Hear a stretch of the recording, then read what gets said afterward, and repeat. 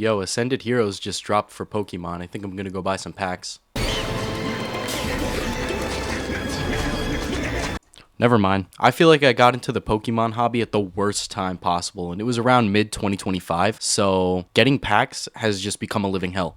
Literally every day, I've been driving to my Target just to get some pack, and every time I walk in there, the shelves are either empty or there's a huge horde of people around it just waiting for the restock to happen. And it's gotten so bad, I know one of the employees on a first name basis because every time I walk in there, he even recognized me too. He was like, "Oh, you're looking for Pokemon?" And I was like, "Yeah." And then I remember one time I was so mad. I'm trying to get one of the Charizard UPC boxes, and he was just like, "No, we had someone come and drop some off earlier, but then all the scalpers got to them." And I was just so pissed off because all I want to do is just rip packs. I don't even care about like the rare cards or reselling them at all. It's gotten to the point where trying to get cards has just become this huge humiliation ritual where you're just fighting with this ginormous crowd of people trying to get the same thing that you're getting, only to lose and have them sell it on eBay for double the price. Like, look at the prices of this Ascended Heroes box. This is the Elite Trainer box that was in the new release of the Ascended Heroes set. And MSRP,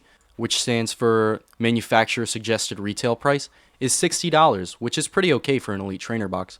But then you go on a place like eBay to go buy a box, and people are selling it anywhere from $100 to $120. And that's just like the low end for scalper prices, and I think that's market price too. But I remember before the set even dropped, I saw people that were selling the pre-orders, and it was the cases. I don't remember how many boxes, but they wanted like $1,000, $2,000 just for these box of cards. And mind you, this stuff started as a kid's game, and it still is a kid's game. It's marketed for kids.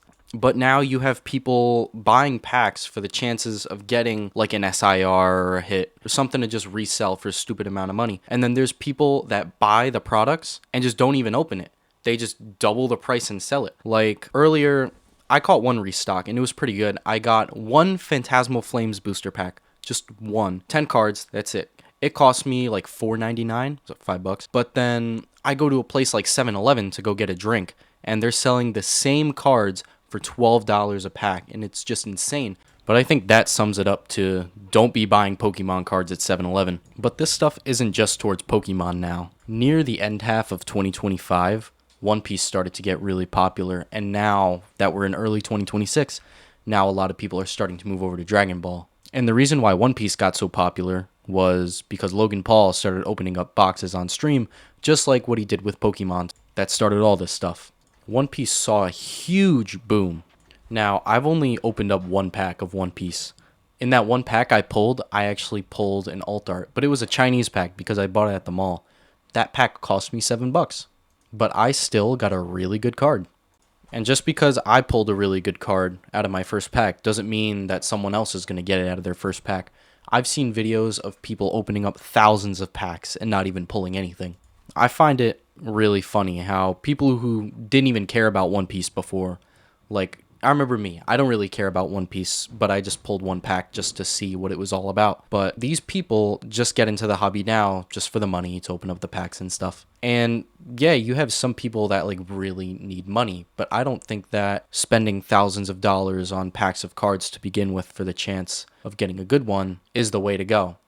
I think it's better to spend all your money in Vegas and put all your money on black before you go buying any Pokemon cards.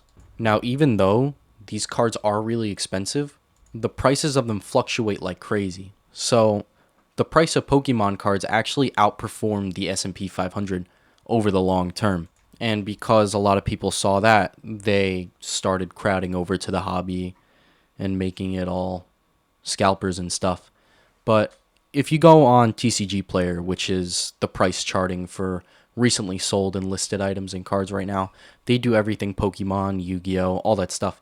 But if you were to look at the release of newer cards and stuff, you could see like the Phantasmal Flames Charizard.